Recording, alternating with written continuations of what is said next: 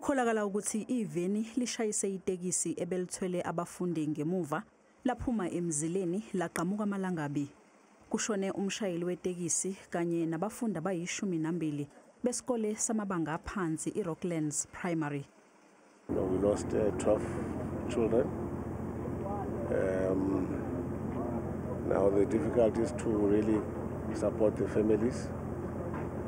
The difficulty is to support the learners in school. Abazali kanye nezikhulu zikahulumeni baphuthume endaweni yesigameko khona ekseni. Ba re fela o tshile go tswa mo gwakwa arabona re bone fela mo.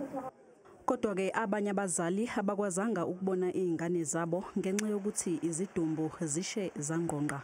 Omunye umndeni ulahlekelwe izingane ezine. Our sincerest condolences to the families.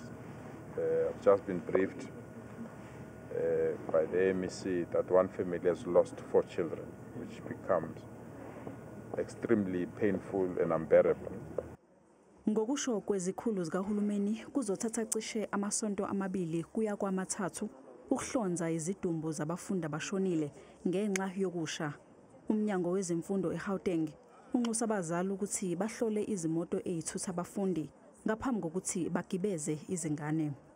These private transports, it brings them up again because these incidences have been happening for quite some time with private transport where we lose learners.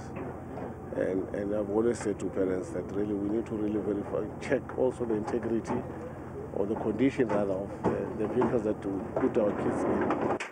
Zingamashumi amabili izingane zesikole ebezilayishwe kuleli tekisi elithwala abantu abayi14. Umshayeli weveni usindile kanti imbangela yalengozi isaphenywa.